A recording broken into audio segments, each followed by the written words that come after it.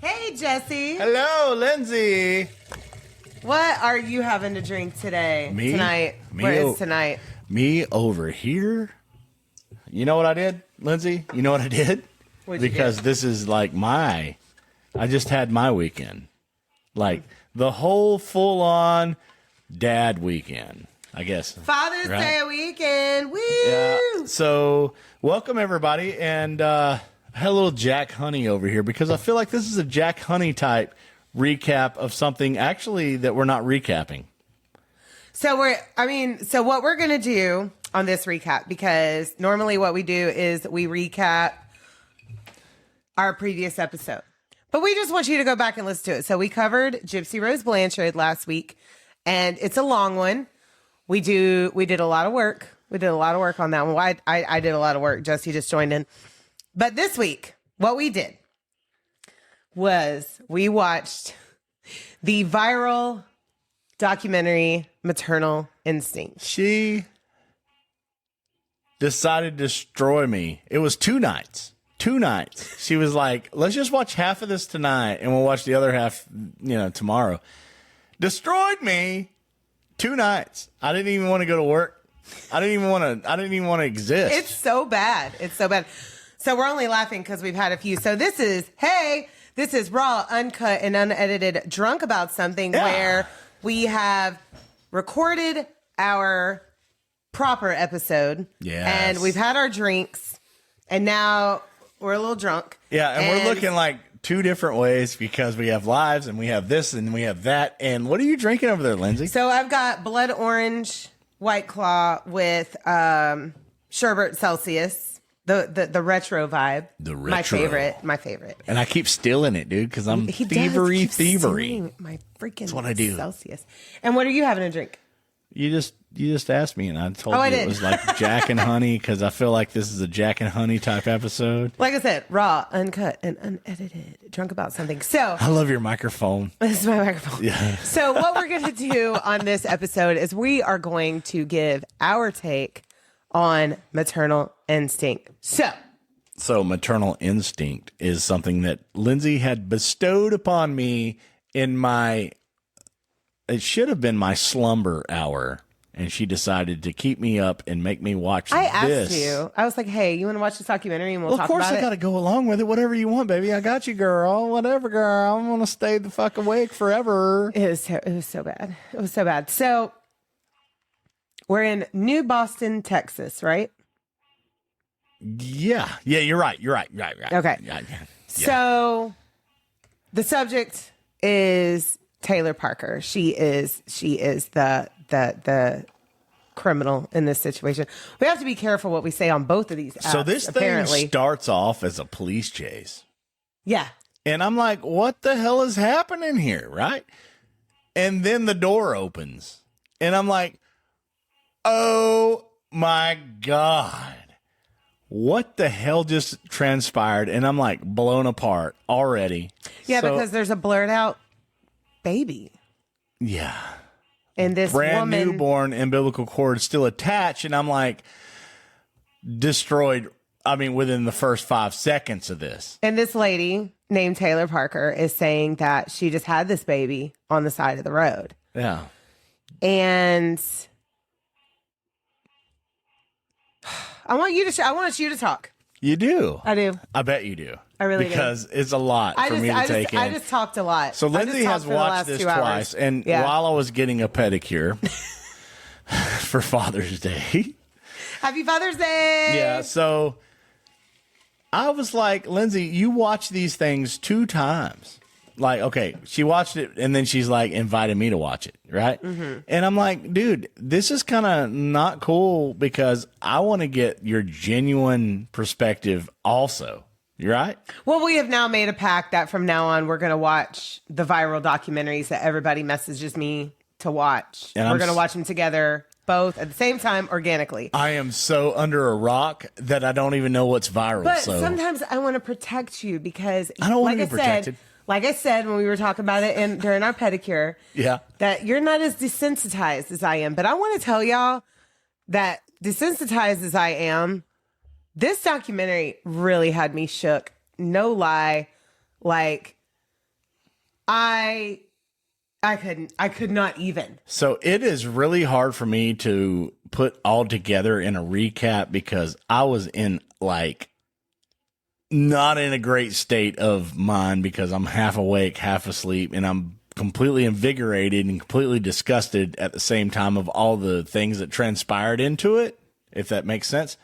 And then I'm fighting sleep, and then I'm completely involved, and then I'm out, and then I'm in, and then I'm like, well, that's why we had to watch it over two different nights because it was about an hour and a half. And by the time I get home and get my face washed and get my jammies on, Jesse's got 45 minutes tops. No, it's like, she's pulling on 11:30, and I've been up since 5:30 in the morning. So I'm done, dude. Like, but I'm I usually get up about 6:30. So, and I want to watch all of it, but I'm like, I got to be done. So we finished halfway through. So all the parts that transpired into this was a female that latched onto another dude. So the female is Taylor Parker and the dude is Wade Griffin. And Taylor had a history, right? She had children. She had previous marriage. I think so. And yes. She had one previous marriage. There's like a whole big life that she had, but she lost a lot of weight and she hooked up with him, and he's kind of country. They're very not kind of. I just want to say, number one, first of all, Wade Griffin is the most blah dude that I've ever seen. Lindsay, I kind of wanted to bring that out later on. Okay. What? Real quick though, hey, I want to show our shirts really quick and plug. Oh, yeah.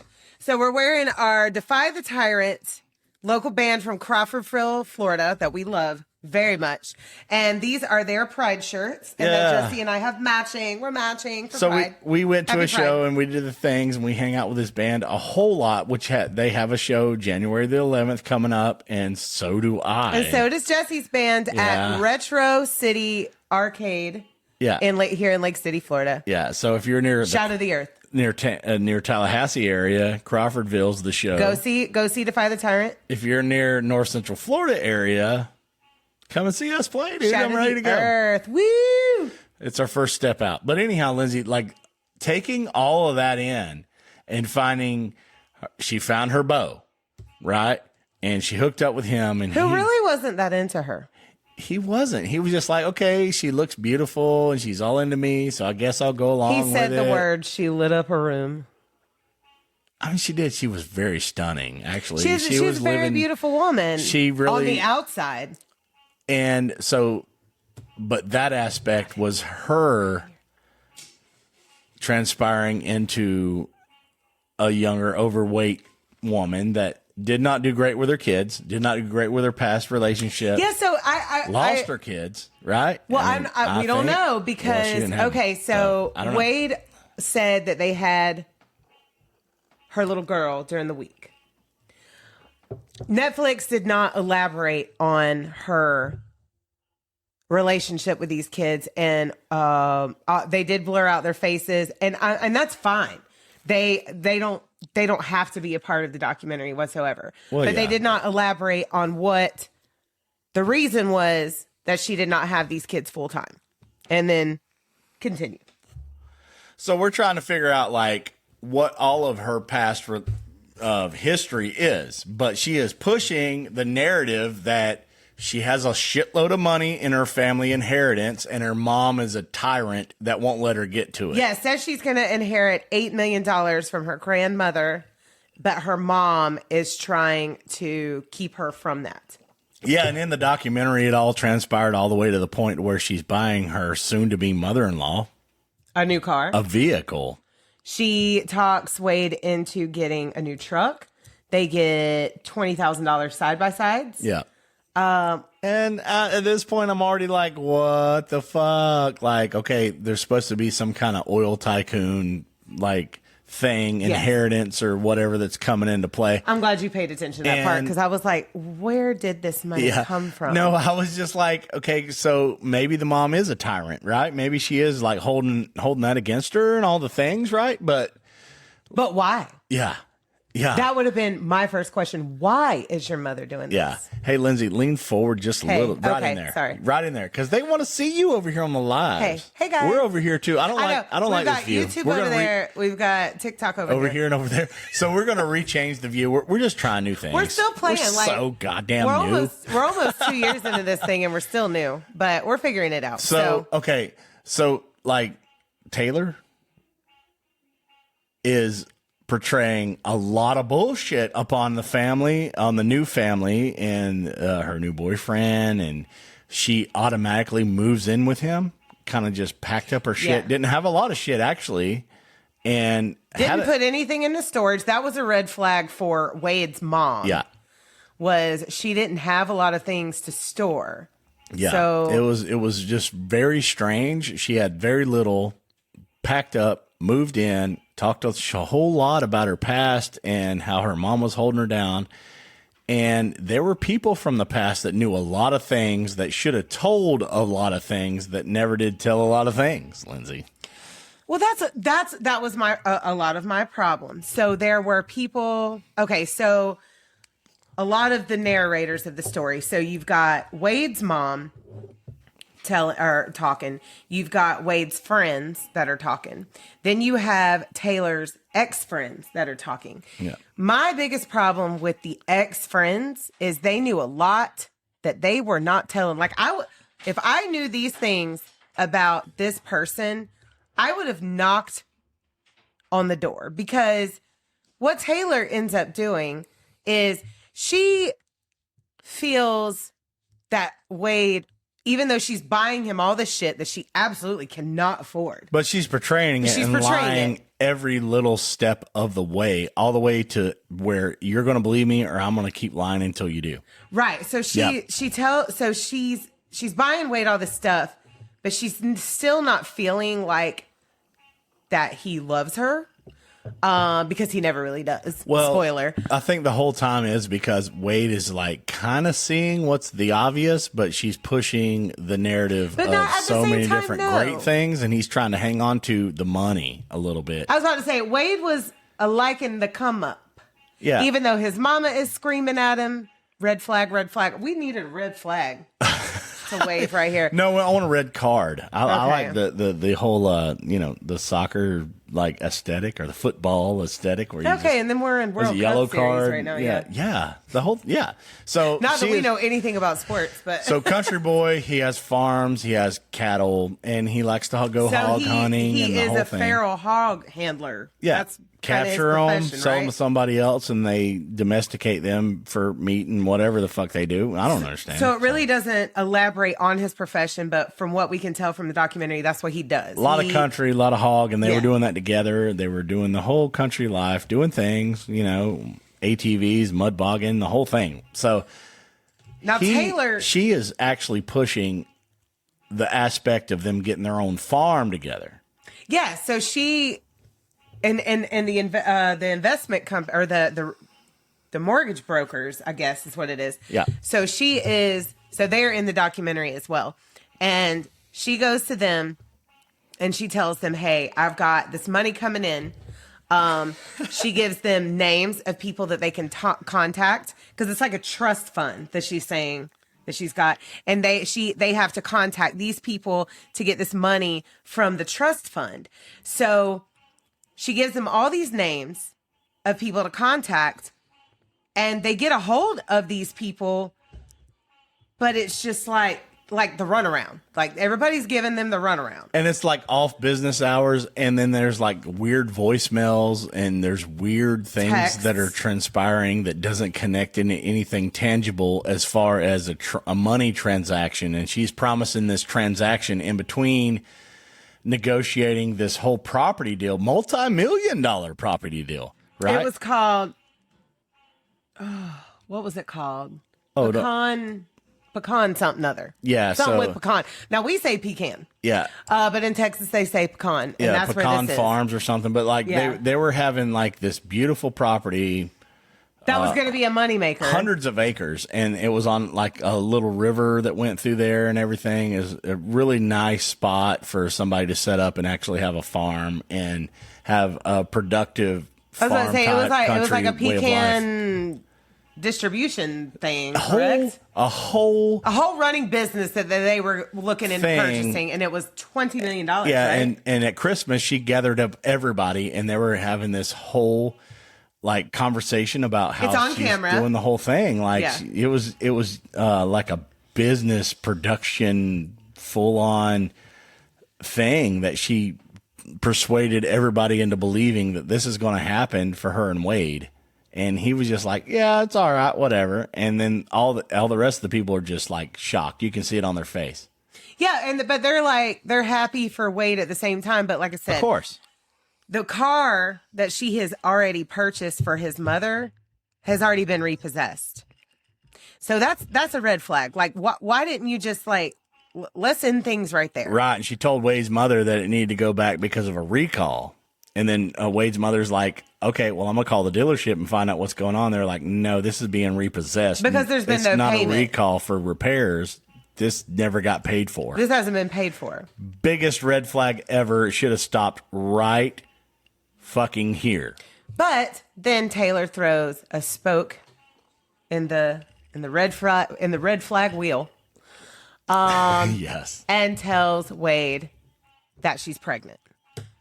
Boom. And then that's when, in the documentary, her friend appears and her old OBGYN appears and says, oh, she can't have no baby.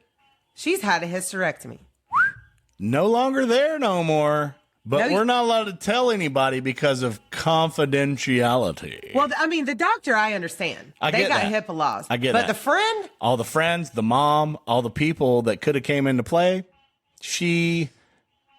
somebody. but at the same time, so when and this girl is crazy. She's posting about it on all the socials. This is All the socials. She's posting about it. She on the lives. is- Have you seen this over here? Have you seen this thing? Yes. They are now just joining in, and I'm loving it because Well, I put in our caption that we are giving our take on maternal instinct. You got glitter right here. Well, it's because I had a pedicure earlier. No. It's just it was a little bead of moisture. Oh, I wanted that. Lindsay, don't take that away from me. Don't take away from my own way from. So now Taylor is saying that she's pregnant. She's lost her grip. The money is starting to fall apart, and she lost the vehicle. There was no money to begin with. Now but people are starting to speculate. Now she brings in a whole pregnancy into the deal. That's what I'm thinking. And she gets like falsified documents. Wade's friends, so they're a couple, and his friend, oh God, I forgot to write his name down. But his friend, I think it was Cody. Right? You should Cody? remember that because he was the realest motherfucker in the whole deal.